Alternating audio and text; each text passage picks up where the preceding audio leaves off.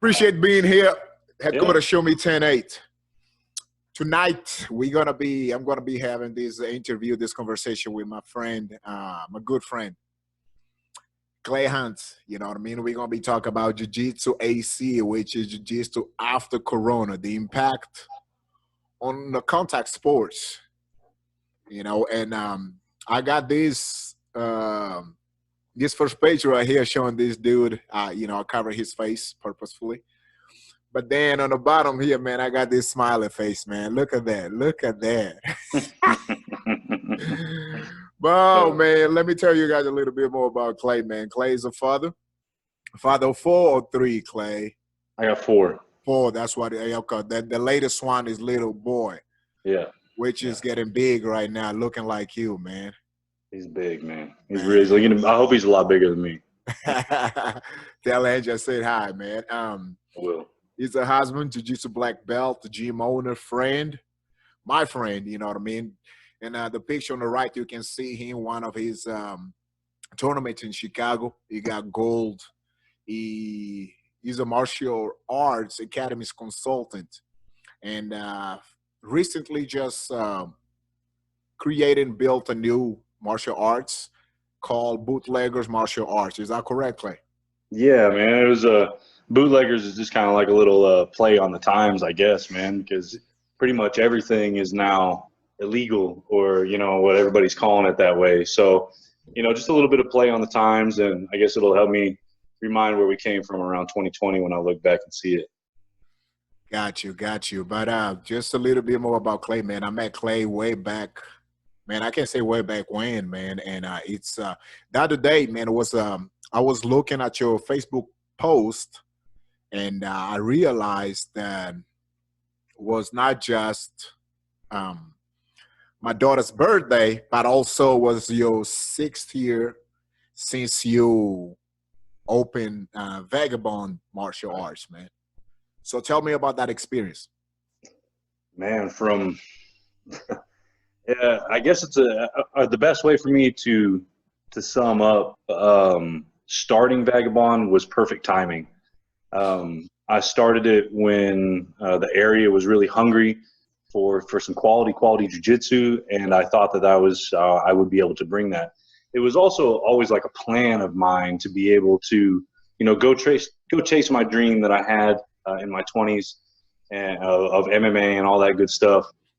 And then to come back and start my own academy, whether it was here in Odessa or whether it was somewhere else, I wanted to run a gym. And it was really perfect timing because the boom was in place, tons of people, and the area was just really primed for a good spot. So I provided that. And, perfect timing has a lot to do with it, but it doesn't mean that it was easy. It doesn't mean that I didn't struggle. It doesn't mean that I also went through a bust.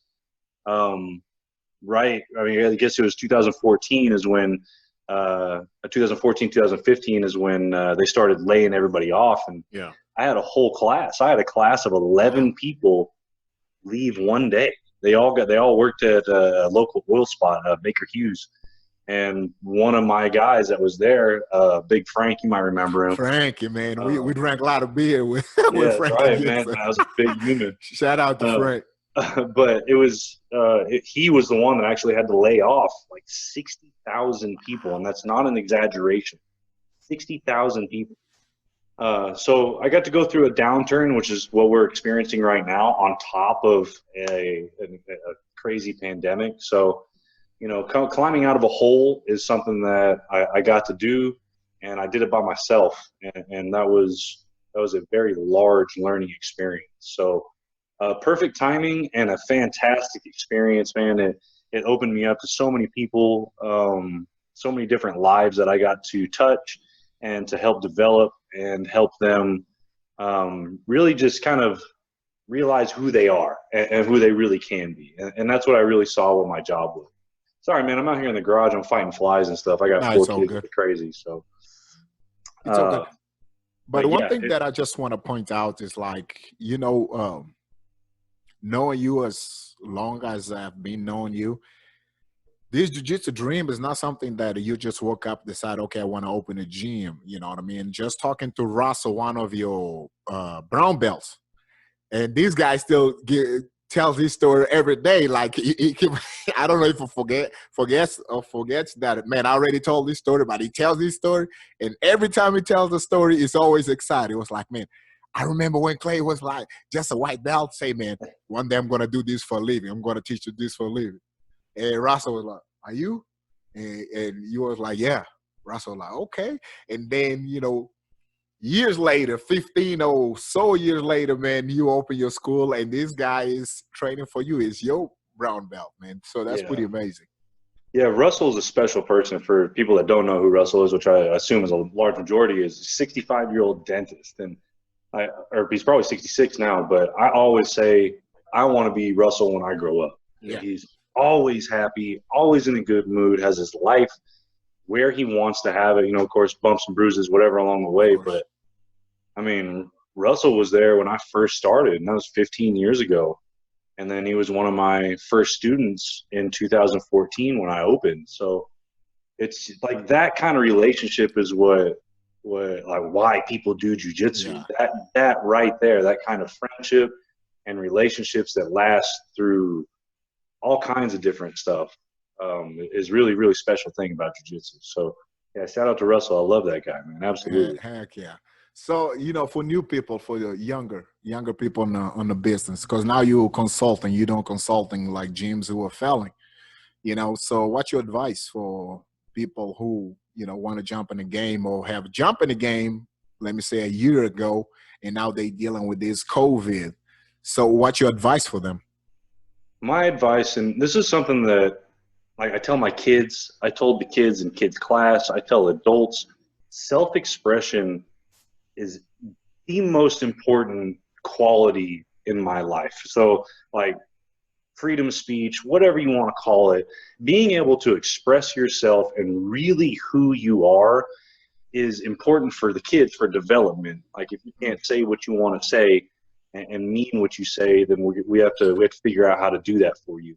Yeah. But it's a very, very important thing. So my advice for people that are either in the game and have this thing just fall onto them and now the world is collapsing is to be yourself.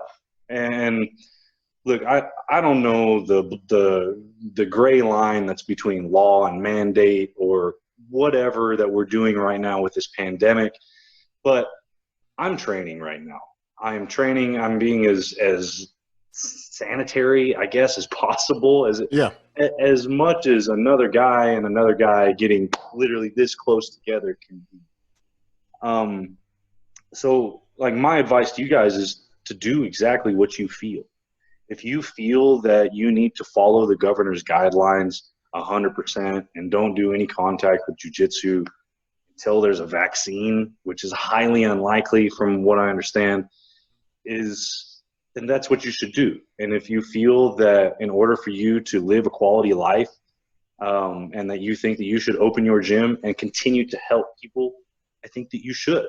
And that is something that you should stand behind. It's not, you know, I'm going to just kind of open, see how my members feel about it.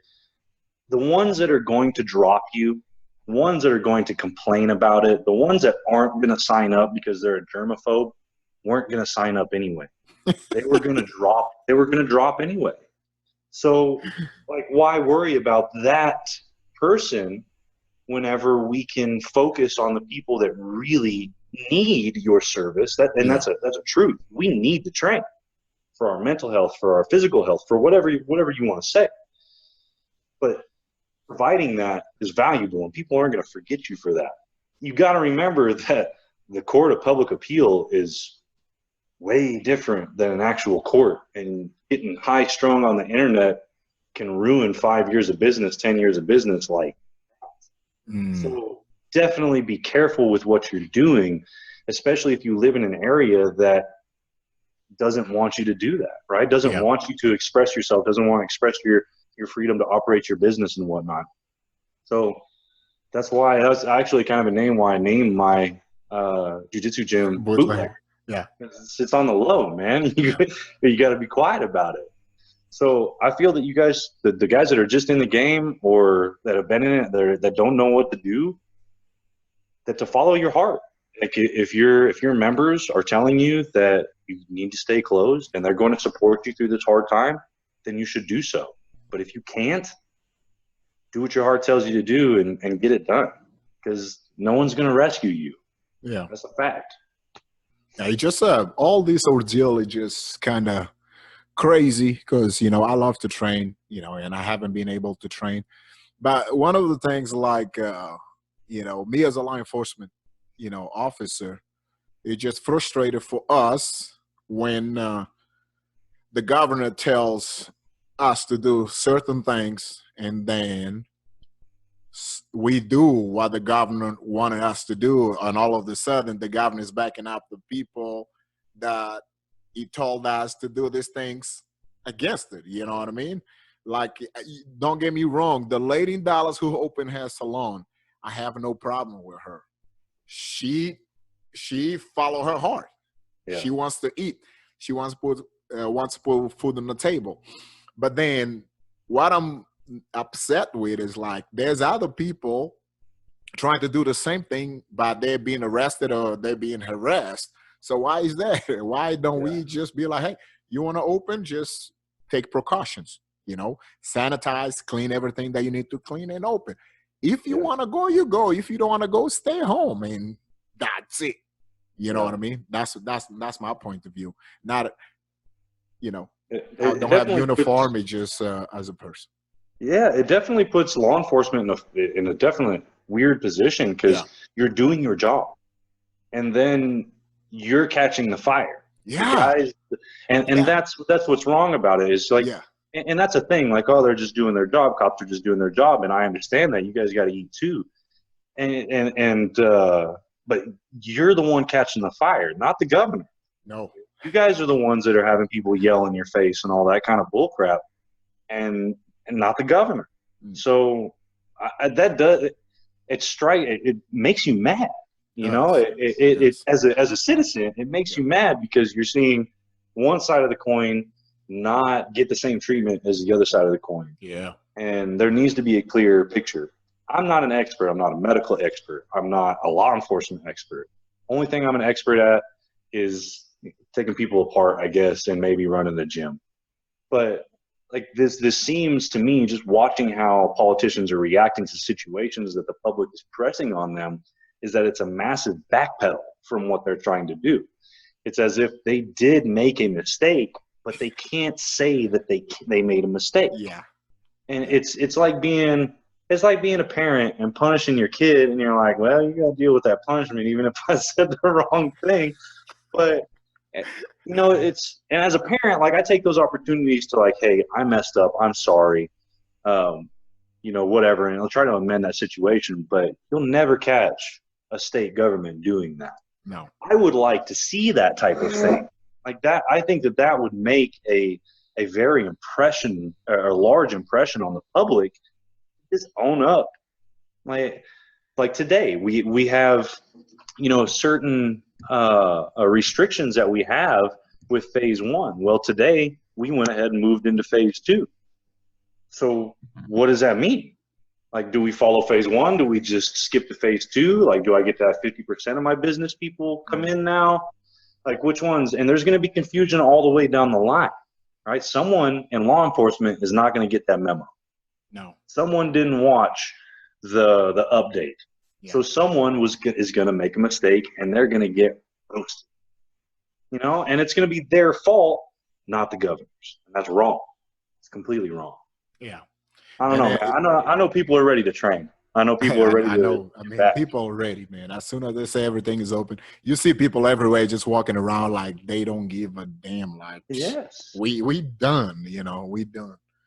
But it's a book that I was reading, Dare to Lead, by her. Let me see if I can. Is it a book, audio book? Yeah, audio book, man. It's pretty cool by Brene Brown. He's talking about Dare to Lead. He talks about vulnerability. You know what I mean? Some people don't want to take responsibility because they don't want to be vulnerable. So they don't want to be like, yo, that's my fault. How do we fix this? And that's what I feel like is going on right now. And But for Clay Hantz, I was still in Odessa whenever, your gym kicking butt, man, looking good, membership and everything, and you decide to, take a step back, just for a little bit. And I was like, man, Clay not training. I mean, you came back. You came back and started training, but for a while you're not training. So how was that period? Man, I think everybody kind of deals with what I'll talk about, but like sometimes you get stuck in a rut, and like depression's a real deal. You know this. You and I spoke about this, and that's what that was. Is it's like I was affected by whatever was going on in my life, the stress of running a business, and not just a business, but a growing business. Man, that thing. And like I sold the business for people. I didn't finish that. I sold the business in September of last year. And in 4 years, we went from the first month I had 14 people. And when I sold it, there was 297 people. And that's an extreme growth for a martial arts gym or for a jiu-jitsu only gym. And so to walk away from something that is doing so well as a business, a profitable business, it's doing wonderful and it's established, it's not going to go anywhere, blah, blah, blah. To walk away from it is kind of silly almost, but depression will make you do some silly stuff. And I didn't make any silly decisions in selling it. It was still a firm decision. It was still a smart decision. Mm-hmm. But that 4-month period of not training was just trying to find myself. And then you get into this position where you really like you don't. And then jiu-jitsu's been a part of me for 15 years. It's like I've defined myself as jiu-jitsu. And then once I had that as my source of income, my lone source of income, it changed it from a passion play to I had to be persistent with a persistence play. I had to have it all the time. Otherwise, it was going to go away, and then this world that I'm living in is going to crash under too. That's a lot of stress. But that wasn't the major drive. It was just one of the catalysts to it. So 4 months of not training in a depressive state was okay, to be honest with you. I had to work a lot of stuff out for myself. Getting back into training was also a good choice. I feel like I made a good time out of what I did. I spent time with my family, spent time with my girls, and just developed a little stronger family without me having to be my head down in the business 24/7. That's what it was. So, cool. Yeah, it was good. It was good to step away. But I'll tell you that 4 months does not feel anywhere near to the 2.5 months that we haven't had a damn gym open. And that's it's like because it's forced, right? Yeah, it like is. That was a choice I made, and this is a forced issue. Yeah. So it's I don't know, man. Not training can be good for you just as good as training can be, especially when you've done it for so long. That's cool. But that's not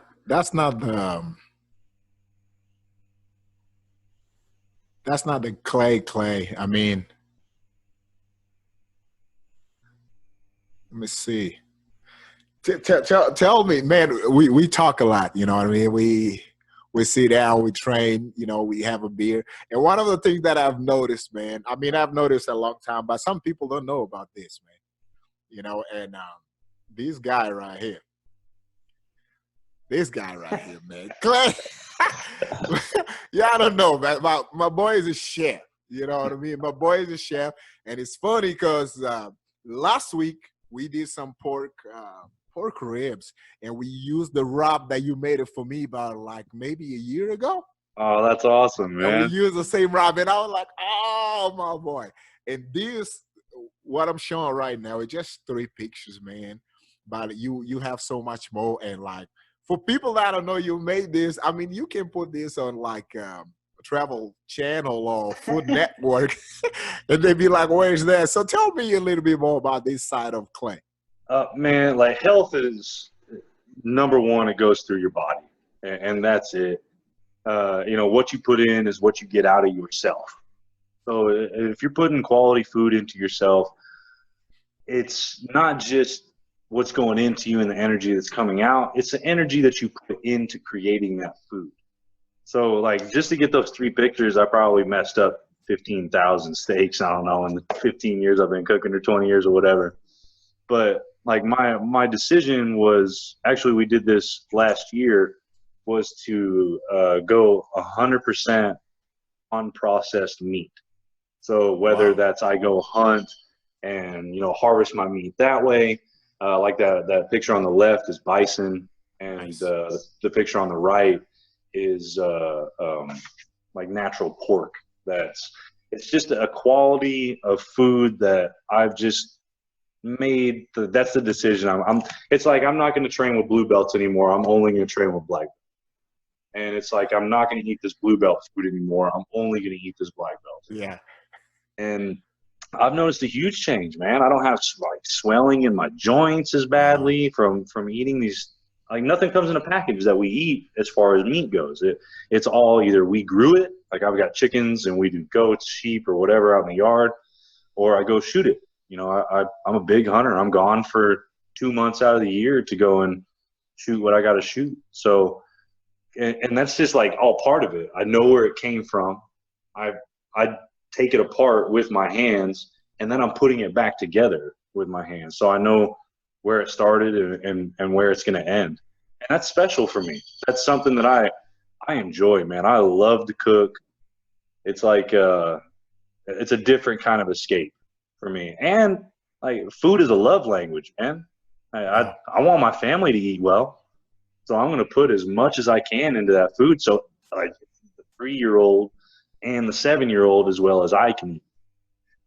So sometimes that's challenging, and we break down and do chicken nuggets, but most of the time I'm eating something like that. I mean, as many kids that we have and young as they are, man, chicken nuggets sometimes is the answer, man. Golly, Dude, as they're much as clutch. I hate.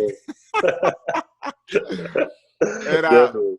a story about you, man, that a lot of people don't know. So, man, I was working out so hard, man. I was in one of the best shape of my life, man. Feeling good. Feeling lean, lean, lean, lean, lean.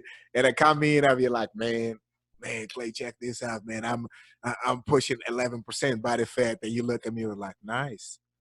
I'm about 5 to 6. I was like, you mother. Yeah. Not I was anymore, like, man. man.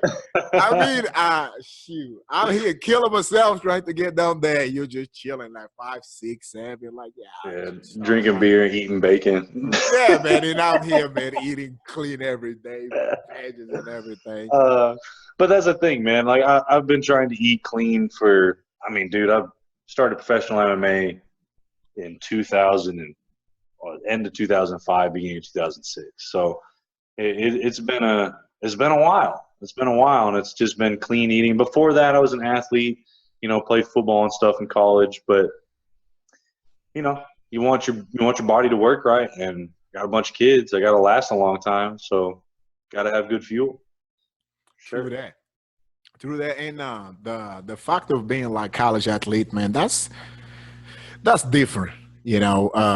And that's one of the things like in jiu-jitsu I get frustrated with sometimes because I see a lot of people who do jiu-jitsu for fun, you know what I mean? I mean, yeah, as a hobby, and I understand we all have a hobbies, but like it's different level whenever you do something because, it's your breadwinner. Like now, a lot of people watching the documentary of Michael Jordan, like The Last Dance, and they start be like, "Oh, Mike was this, Mike was that." I was like, "Man, competition was every day." So sometimes me being on the mats with other people who never play sports in their life and jiu-jitsu is their first sport is kind of different, you know what I mean? Because sometimes whenever I'm rolling with you and people just be like, man, you guys were going. I mean, it's not just jiu-jitsu, that athlete mindset that we always had, growing up. You ran track, I hate track guys, man. Like, y'all stay lean, I mean, from day one, you know Yeah. what I mean? But that's the type of mentality that people don't understand, you know what I mean? And from switching sports, from track, football than jiu-jitsu. You know what I mean? You've been in the sports world all your life. It's not just, 10 years ago, 15 years ago. This is not your first rodeo, Right. So how do you deal with those kind of people who are doing jiu-jitsu for fun? What's your approach? Well, as a training partner for those people, I try to be as available as possible. And I think that's so super important, because coming up, man, I didn't have mentors. I just had people that beat me up. Like, as a white belt, as a new beginner, as a blue belt, and that was back in the day when there was nothing in Midland, Odessa. There was a blue belt. There was 3 blue belts in Midland, and all are still my friends today. So I didn't have the availability of having, a mentor. They were learning alongside of you. They might have been just a little bit better in skill level, but in reality, there's not a big difference between that blue belt and white belt. Like, it's kind of a mentality change and a little bit of conditioning in your body and knowledge. But for the most part, they're still beginners. So, like, those people that aren't quote unquote athletic, or quote unquote have lived the athlete life before, I just try to be as open to them as possible as a training partner.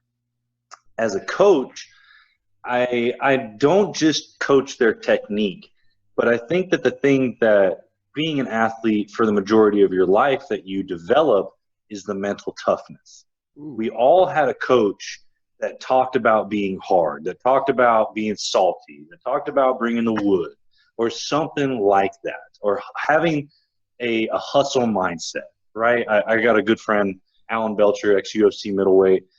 He does a podcast called Hustle Jitsu. I love that, man. And it's all about just getting off your ass and going to do something. And, like, a lot of people that don't have athletic backgrounds don't have mental toughness. That's why they tapped cardio. That's why it's you hate that. You hate. Yeah, but I also understand it, right? Like, the point of martial arts is not just being able to beat somebody up. It's being able to control yourself. And if you can't control something as small as your breath, you can't control jack. So, like, I think that is the thing that I focus most on with beginners that are first sport players, is the mentality that you have to have. We're not here to beat somebody up. We're not here to save your own life or someone else's. That might be the underlying principle, but what martial arts does for you, what jiu-jitsu does for you, is make you a softer man in a harder way, I guess is a good way to say it. That's cool. Like, it makes you more aware, and it's really freaking hard. Next question. Yeah. Are you a a-hole? Man, I guess it depends on who you ask, right? And I definitely have those tendencies for sure. And I've definitely chilled out as I've gotten older, because I got kids now and I understand maturity. So like shaking some stuff off has definitely become more of a path for me than meeting it head on. But if you would have asked me that 5 years ago, I'd tell you, hell yeah, that's exactly what I am. And I don't care what you think. But I've always been a person that, if you say something stupid and I'm there and I say it, I'm there and I hear it, I usually have to open my mouth. I can't not let you know that you said something stupid. And man. I don't know if that was my mom coming out at me or whatever, but it's just like, that misinformation or the stupidity that's coming out has to stop, at least while I'm here. And maybe that's not so much of an a-hole as it is a little bit of arrogance, but I think it makes for a better training area, if you ask me. It's funny, and the reason that I ask you that is because I met you way back then, 8 years ago or so, and when I met you, I was first starting at Bruno, because I was already training, but I didn't train jiu-jitsu. Like, my jiu-jitsu, I trained with a guy that you know very well, Brandon Ferran, and he was striking. Yeah, you know him, freaking top-notch striker. And Super that's all. athlete. Yeah, and that's all I trained. We, the jiu-jitsu that we did was like twice twice a month. And it's funny because, you know, whenever I moved to Midland, Odessa, and I was talking, I was like, man, Brandon, you know, my coach, good friend of mine still till this day. And he was like, man, I'm going there. Like, you know, any gym that I can train? And this was his answer. It was like, whatever you do, man, just don't train the West Texas MMA. Yeah, And, that was my fault, man. before before I even left, I didn't like you guys, but I didn't know you guys. You know what I mean? I didn't like you guys, but I didn't know you guys. I just heard, you know, I've seen you guys in a MMA circuit because it was like, you know, Abilene, Midland, Odessa, you know, with Fabe and everything. So we knew who's going to fight who, and we knew who is who. And I moved to Midland. I was like, man, I got to train, man. But, man, I can't go to West Texas MMA because, you know, my coach don't like those guys. So I guess I don't like those guys neither.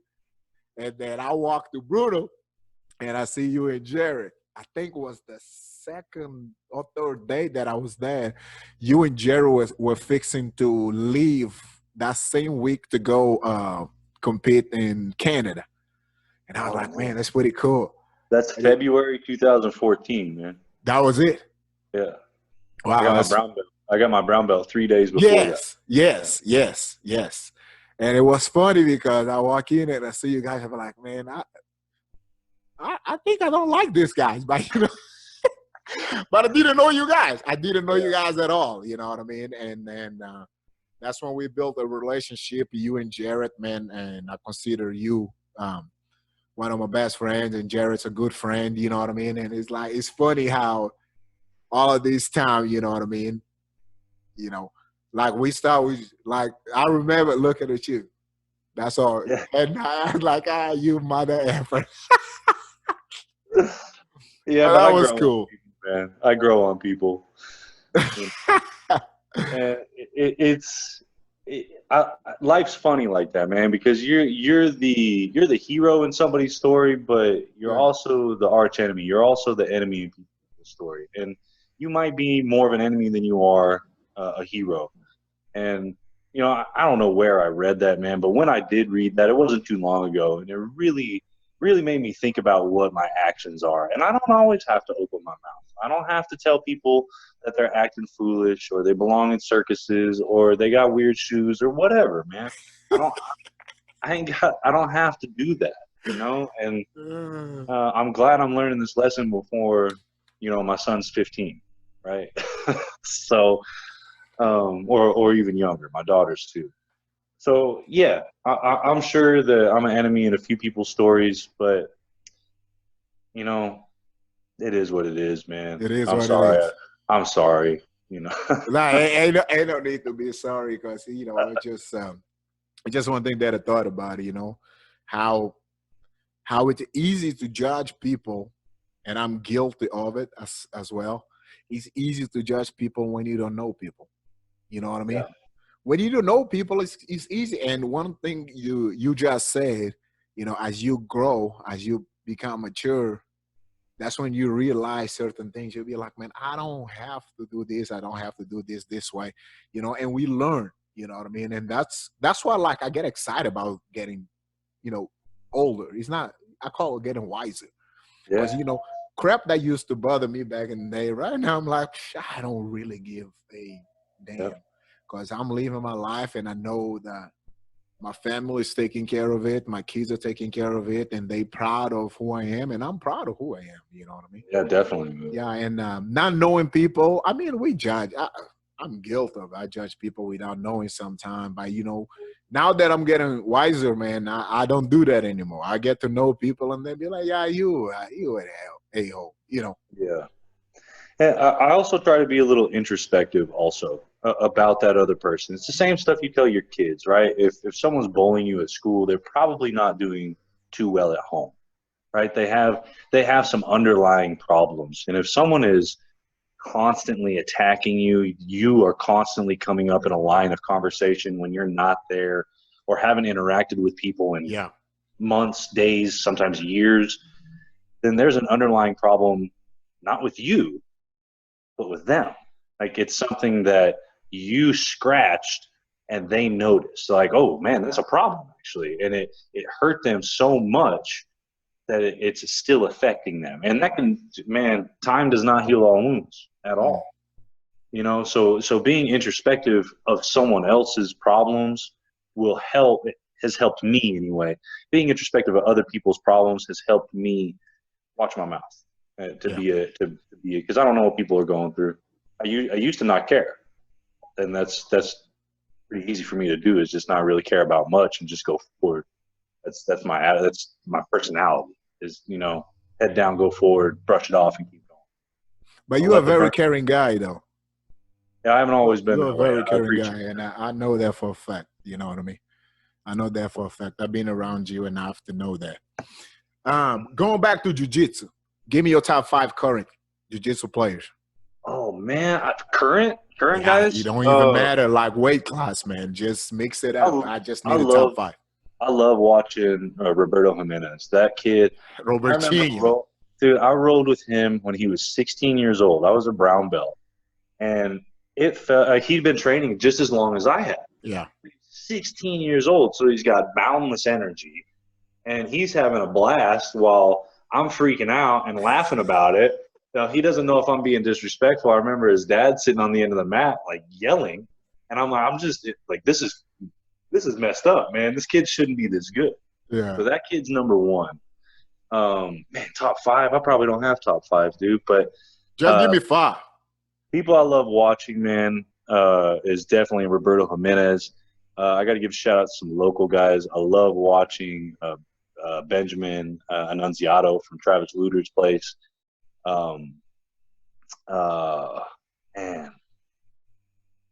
Casino. I don't know if you watched the Fight to Win the other night, Casino and AJ. Man, I love how the only way I can say about Casino is he just assaults people. He's always so offensive, and that's my style. Just offense, offense, offense, offense. I love watching him. So I study his tapes often.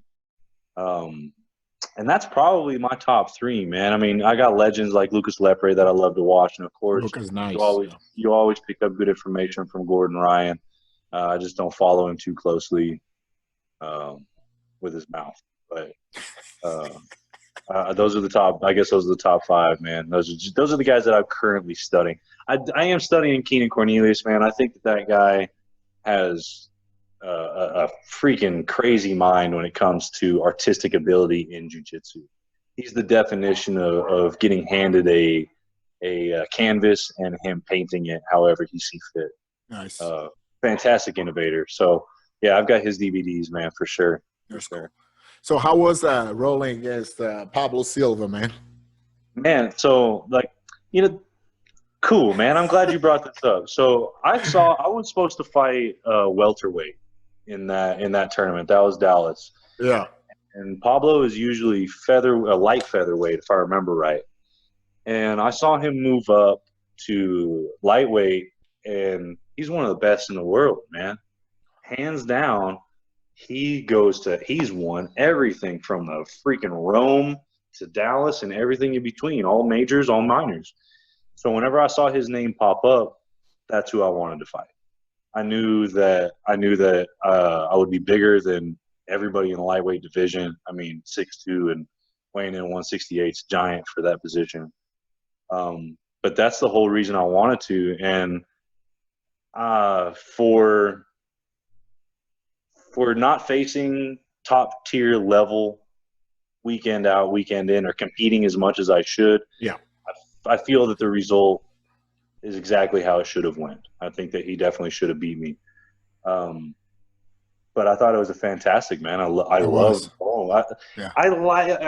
been that way with whatever sport. Like, if there's somebody really, really good that's supposed to beat my ass, I rise to that level. I'm like, I'm so stubborn that I'm not going to let that happen. So I actually talked with a buddy beforehand. He's like, hey, man, watch out for the single leg X, omoplata, and ankle. And sure enough, X guard to freaking omoplata right at the end. How does it feel? Because you like to do that crap with me. Yeah, man. Well, he didn't finish me, so yeah. He just swept me, beat me by 2. But, I lost that match, man, but that is definitely a feather in my hat. Bruno Tank Mendez was there for me and coached me through that. And coming off the mat and having him talk to me about that, he was proud of me also. And I guess I didn't see it this way, but like stepping up to fight Silva, that's a big move. He's good, man. He's good. And I just wanted to test some jiu-jitsu, man, and it's bad, right? And have you seen him, man? Like he put on muscle, man. He's like ripped now. So I'm excited about seeing him this year. Yeah, I am too, man. He's a definite huge talent for South Texas. Huge talent, not just South Texas. He's good. Yeah, Texas in general. I'd love to get another match with him, man. If I can train consistently, then I think that would be another fun one to do. Of course, I ain't ever going back to lightweight, so. You know. Where you at right now? I'm 178, man. I'm not going down. I'm not going down, bro. Oh man, I feel you, man. Golly, it's been a struggle, but you know, thankfully I was able to, you know, drop and maintain, man. I'm if I had a match tomorrow, light heavyweight, I will no super heavy. Gosh dang, I was an MMA weight, but super heavy, I'll be able to go make weight with no problem tomorrow. So, but it's been a struggle though. I'm ready to train, man. I'm ready to compete. I'm ready to compete. And I think everybody else is too, man. There's all kinds of guidelines that, you know, we didn't really even talk about them for your protocols for opening. Yeah. I don't think that people are going to be wanting to do a ton of these. I just think people are ready to train, man. Like, it's going to be hard, man. You know, I mean, I got stuff that, like, one of them that just kind of chaps my butt, man, is like you walk into the gym with your gi on. Dude, I go places afterwards. I might be coming from, I'm not going to the store in a wet gi. Yeah. You know, it's little things like that are more inconveniences than anything. That, like, not having a bathroom, you don't have a locker room or a bathroom now. That's tough. You got a 2-hour class. But people, like you said, man, not everybody will be following that. You're right. Because I've seen certain places here in Texas where bars aren't supposed to open, but they bars open. People in the bar drinking, like, whatever. So me as a law enforcement officer, going to a bar to argue with like 40 people, come on, man. That ain't going to happen. Yeah, miss me with that for sure, man. Yeah, that ain't going to happen. I don't know. We're ready for things to get back to normal, though, man. Heck yeah, I feel that, man. I appreciate you being here with me, man. Is anything else that you want to share with us? No, y'all be careful. Get back to training. I think that all this craziness is exactly that. I mean, definitely there's some sure science behind it, but let's get back to normal, man, as much as we possibly can. As much as we possibly can. I miss my friends, man. I miss training. I miss that. I always thought that I was like a loner or whatever, but that community that you get on the mat, like, I always enjoyed seeing you on the mat. I don't get to see you too often anymore since you moved, but like, you get on the mat, there's dance contests that happen, you know, you're talking mess across there, you know, laughing at my older brother or whatever. And yeah. Oh, Jake, man. I miss you, man. It's definitely different, you know. It's definitely different. Even being here, not being able to train at the level that I'm used to, man. It just, and it's like you say, man, you go through this phase of depression, but you don't call depression, but that's what it is.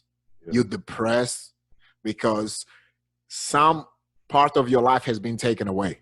You know what I mean? My life was work, jiu-jitsu, get off work, teach a class, train. I mean, that was my life. All of a sudden, I got to come back, work, home. Yeah. That's it, man. It's tough. So that message with you mentally, and that's, you know, find different ways to deal with it, which for me is like meditating, reading, and running. So that's all I've been doing, you know what I mean? That's all I've been doing. Keep it up, man. Stay safe out there, too. Man, I love this podcast. I think you got a good thing going. All the dudes that you've interviewed, it's been entertaining, man. I bet, man. It's funny. It's funny, but we just got to keep on going, man. I enjoy doing this. I enjoy being able to, like one of my guys said the other day, having a conversation, man. When was the last time I actually got to sit down and talk to you? Luckily, we call each other every once in a while, but like we haven't, done this since I left Odessa. You know what I mean? We used to do this on Fridays, on Sundays. Go get some tacos and a beer. Yeah, go get some tacos and talk. And we're not doing that no more. So I'm glad that we're back. Doing this again. And I want to have you back whenever you ready to come and chop it up again. Great, man. Yeah, if y'all, I can't give you a website for Bootlegger BJJ because it's on the low, but we'll have some stuff out soon. And if you guys, if you need help with your gym, contact me, Facebook me, whatever. Get through Bless and contact me, and I'd love to help you out because we all need it right now. Sure. Yeah. Just sharing information as far as like, if anybody like the consulting job that you do, just break it down just a little bit so, people really understand all that you do. As far as everybody that opens a jiu-jitsu gym, I shouldn't say everybody, but most people that open a jiu-jitsu gym, brown belt to black belt, normally are either doing it as a side job, like it's not their main income, or it is their main income, and they believe that they're very good, so their business will do well. Yeah. And that is a lie. Your business will not do well because you are world renowned or you're good or whatever. That is a very, very small percentage of people. There are legends out there that still struggle every day to pay their bill. Every day. And this is not like a big thing for me, but I don't have any world titles. I don't have any serious accolades in jiu-jitsu. But I had a very, very profitable, very successful gym. So what I do is not just show you how to be how to make a profit while doing something you love, but I show you how to not work so damn hard when you do it. And that's important. You need to learn. I made the mistake of working so hard that I didn't enjoy jiu-jitsu anymore. I didn't enjoy it so much I sold it. That's extreme for people that do jiu-jitsu. It is. So what I help with is, number one, finding who is your best target client, your best person to get inside your gym, most stable person to be in your gym. And what I do is I help you advertise to that person, whether it's social, whether it's mail-in or whatever. I'm pretty good at social media advertisement. And then I show you how to systemize your business. And what that means is if you have a system that runs without you, all you do is turn a key and boom, your car is running. And having that is invaluable. And that is what my specialty is removing you from the business so you can actually, instead of being self-employed, that you turn yourself into an owner. And that's when the real, joy of owning a business happens. When you become an owner instead of having 14 jobs. That's nice, man. That's nice. Appreciate it, Clay, man, and say hi to the family, man, and hope to see you guys next month. I will, man. Right. I love you, bro. Appreciate you, man. I love you too, man. You be cool. Later.